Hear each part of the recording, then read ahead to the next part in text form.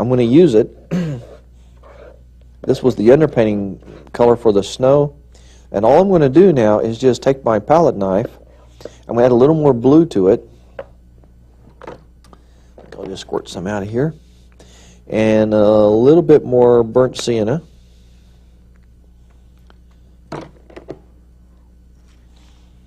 We're going to change it to more of a gray. A little bit of water. Take your knife, just mix that all in there. The actual color would be blue, burnt sienna, and of course white, and a little bit of purple. And that will give you a deep gray. Now that's a little on the brown side for my taste. So we're going to blue it up a little bit. Quite a bit more blue in here, in fact.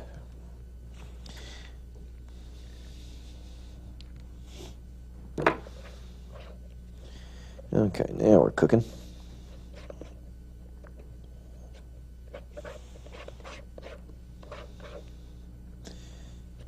Okay, that should be just about it. Yeah, good. Now, we'll probably have to lighten that some. So now we add a little gesso to it to lighten it. Now, we won't necessarily lighten the whole pile. See, I just put a little in there. See, it's kind of light in some spots and dark in the others. Now we're going to take our number 10 bristle brush.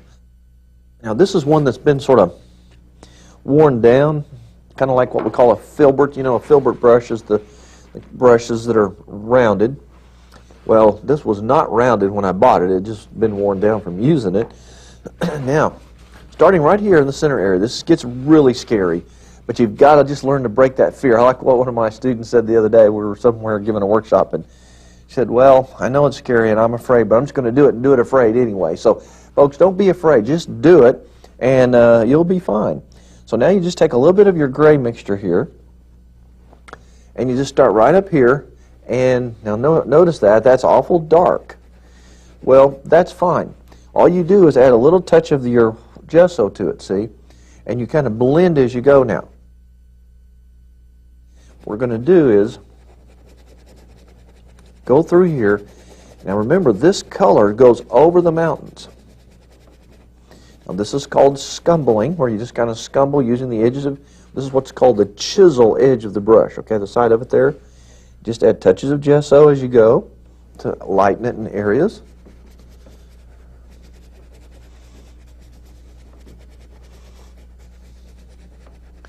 And what we want to do now is just kind of create some real unique cloud formations. We'll come back and play with these. We probably, frankly, folks, probably work on these clouds for the next couple of sessions. I think this painting will take about 4 sessions to finish, maybe 3. Just depends on how much we get done today. But see how I'm just kind of scrubbing using the side and feathering, leaving some real unique pockets.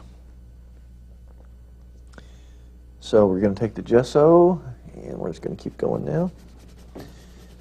Now that's too light, but see, all you do to fix that is just add a little bit of your gray to it.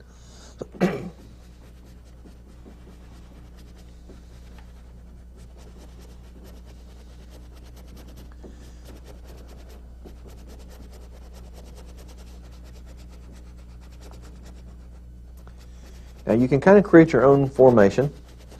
I keep looking over at my finished product, but that doesn't mean I'm going to paint it that way. Now I want you to notice something unique here. As I go out here, see how this is feathering gradually in there? You don't want that to end suddenly. You want this to just sort of fade off into nowhere. That way your eye doesn't get stuck out here seeing something that it doesn't need to see. We don't want the sky to be too dominant and overworked there. Little touches of water sometimes are helpful.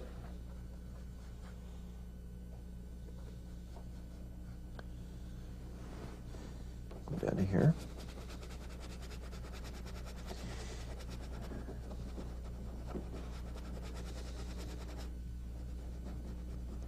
So there's a little bit of a sea cloud that kind of goes across there. Pretty interesting. And see, don't be afraid to kind of go right over the edge of some of your mountains. And probably get it just a little bit darker towards the center. A little bit of gesso.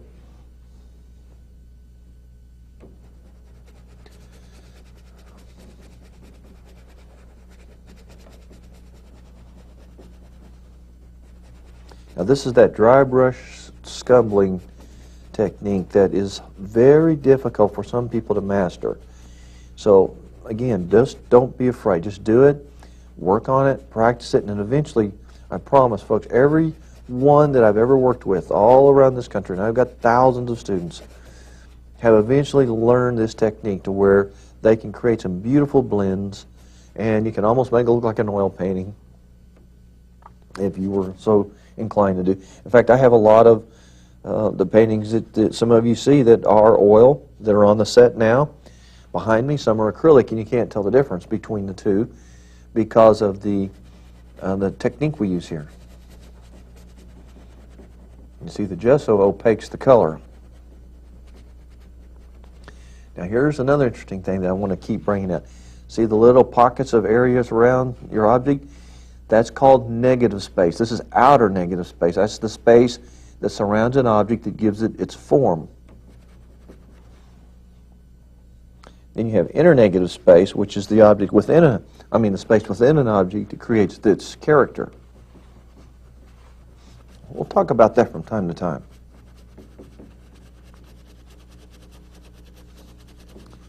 Okay, so just kind of feather that out there. Now we're going to move right on across here. Now these clouds go all the way across the top ridge of these mountains.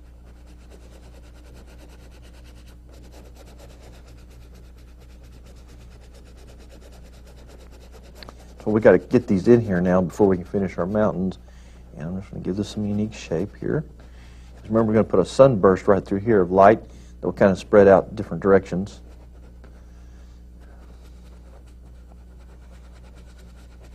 You may come up with a very different and unique cloud arrangement that you like, and I'm very happy about that. I've had several students do this painting in my private studio, and they've all come up, you know, with a different cloud formation. That's what makes it fascinating. So you can just put little smidges like that. You're going to come up here and put some darker ones. For instance, you may take a little ultramarine blue and perhaps darken this up in the corner. Now I have a little glare. I'm going to pull this forward and see if I can see that bit.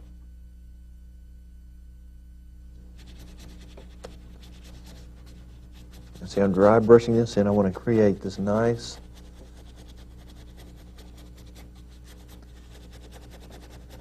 soft cloud. Now what this one does, it helps pull my eye back into the painting.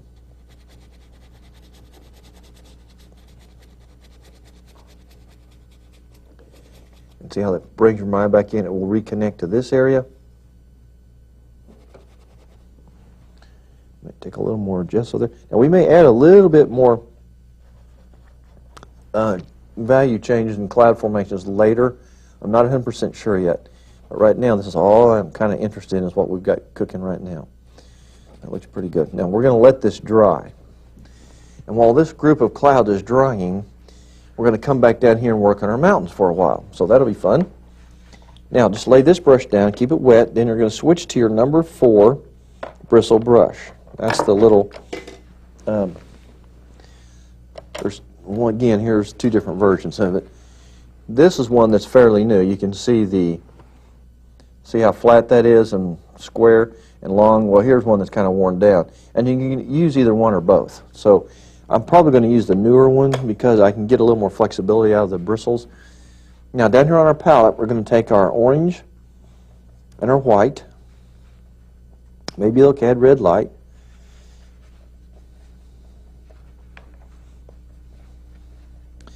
And let's go over here down to the finished painting.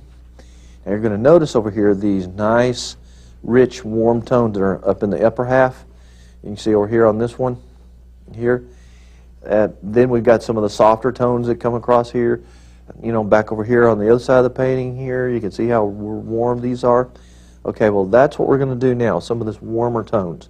Now watch how we do this. You take your brush, after you put a little paint on the end of it, and you just begin the process of quick, decisive strokes. See, like that. See that nice, quick, decisive stroke? And then you skip around, leaving little bits and pieces of the background coming through.